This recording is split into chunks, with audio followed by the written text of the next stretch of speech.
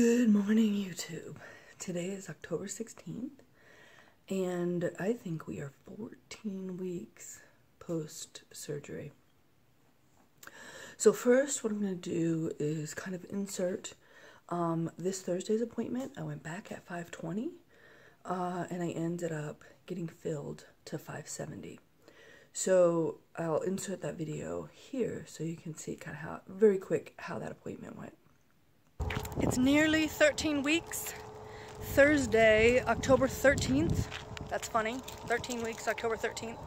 I am headed in at 520 cc's, and I'm gonna ask about that thing on my arm as well. So I'm actually running late, so I gotta go. Okay, Bone's not dead yet, but it'll probably die soon. I am in the office about to get fills, maybe even 100, she said, so I hope. We'll see.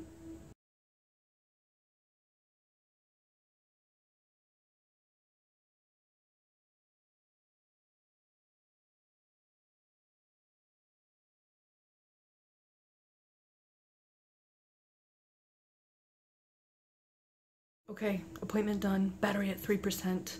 I am now at 570, and they're starting to talk to me about being done. I think I'm gonna go at least another 50 cc's, but we'll see what I feel like next week. Okay, I'll talk to you more. As you can see, we had some technical difficulties. Definitely got cut off in the middle of the video. So my battery died on you guys, so sorry about that. I went in at 5:20, I came out at 5:70. I had the opportunity to see both the reconstructive surgeon and my original breast surgeon, and got to ask about my arm. So the focus of today's vlog isn't just, hey, guess what I look like at 5:70, which you have seen, but it is also kind of a little update, and then let's talk a little bit really about cording. So first, the appointment went fine, except I wanted to get to 600 this week. My goal was somewhere in the vicinity of 650, 700 before I even consider stopping. I actually don't feel like there's a ledge here because these are tissue expanders, so it does look abnormal, but I don't feel extremely large or too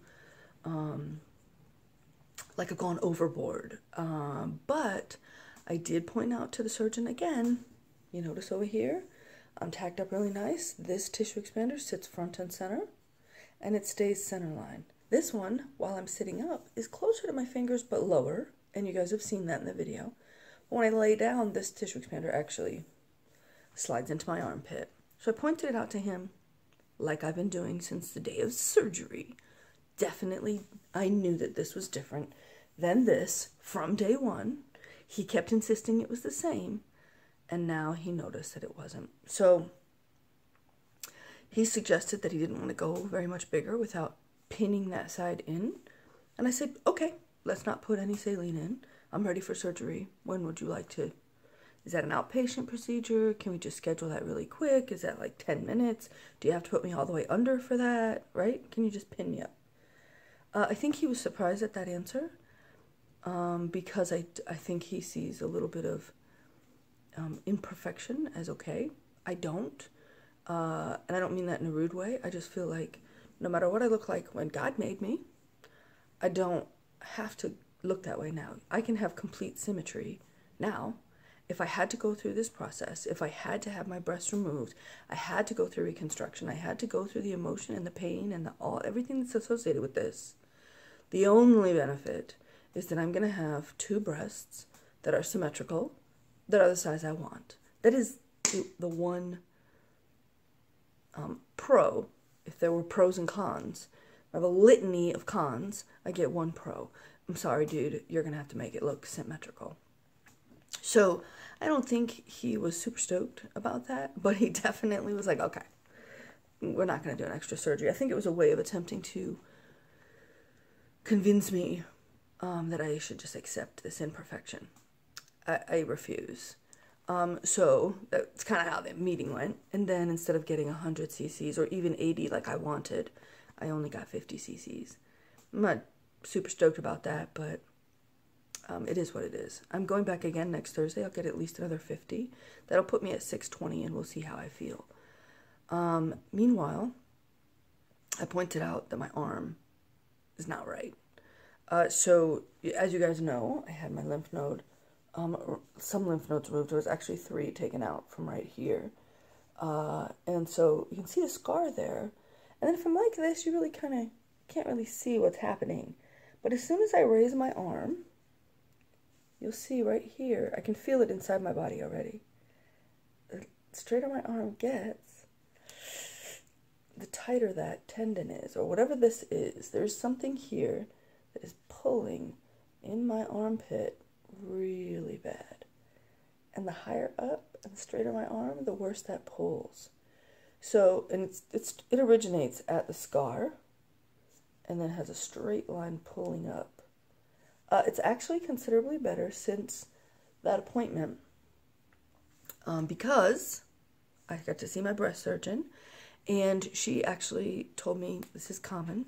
It's called cording, C-O-R-D, cording, where you create cords. Your body actually tightens down on some of your lymphatic system, muscles,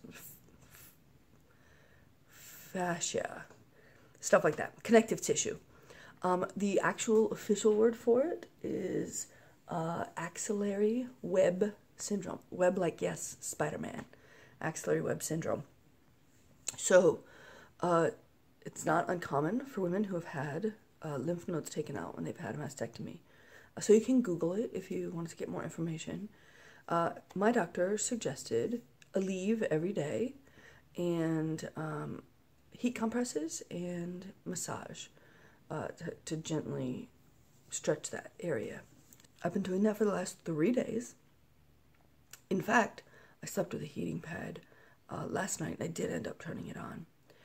So, first off, Aleve. You don't have to buy Aleve proper. I bought big old Naproxen sodium Walgreens brand.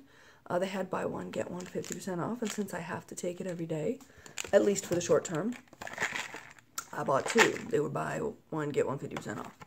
So what you really need is Naproxen sodium. Whether that's generic brand, you don't have to buy Aleve. It's somewhat expensive. I have been taking 2 200 milligram liquid caps at least in the morning, but last night I took another 2 before I went to bed to try and get this handled. And then I bought a heating pad. This is the size of my heating pad. And my heating pad has a number of settings on here. So I have straight, low, medium, high. And then it actually gives you choices of different, getting hotter, not hotter, hotter, not hotter, right? So it could be either a wave or interval or whatever. So what I do is I actually, the first day, I literally rolled this up, because the part that hurts me the most is actually in the armpit. And I tucked it in there really hard, and I put it on straight hot, and that felt amazing. The problem is that the cording actually goes even down to my elbow, and then into my forearm beyond. For some women, it goes all the way out to their thumb. So at night, I slept with it. I literally tucked it under my arm like this, rolled it over my arm, and put it on high and let it be in my armpit really hot. That actually feels really, really good. But the other thing you need to do is to massage it or stretch it. There is another option, which I am beginning to check into, which is called myofascial release therapy, which can be done by a massage therapist, where they actually apply gentle pressure and stretch at the same time.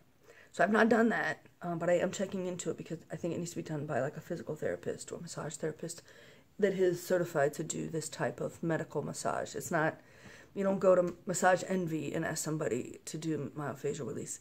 It actually kind of hurts to even massage a little bit.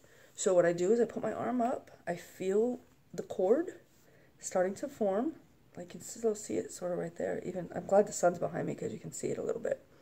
And then I raise it up a little bit straighter, and then I find the spot and I just massage it.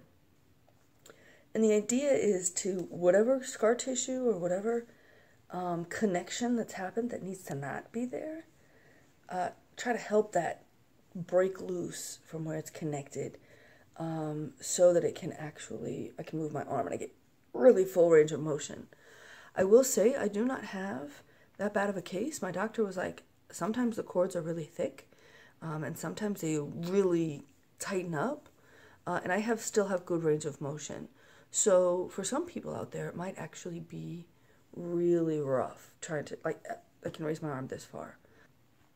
So that's everything that I know so far about cording or axillary web syndrome, and really what the solution is that I currently have. So I'll continue to work through it, and I'll continue to give you updates as we do the, what's it look like videos. As usual, thank you so much for watching, and I look forward to checking in with you again next week when I get to 620 cc's, and we see how I'm doing and whether or not that's the end, or if I'm going to push on to 700, or what we're going to do. As usual, subscribe. I really do enjoy sharing this trek. It really is a trek. So I look forward to continuing to share that with you guys until we get to a place where I actually have implants that I'm happy with, that are symmetrical. So, yeah. We'll see you soon.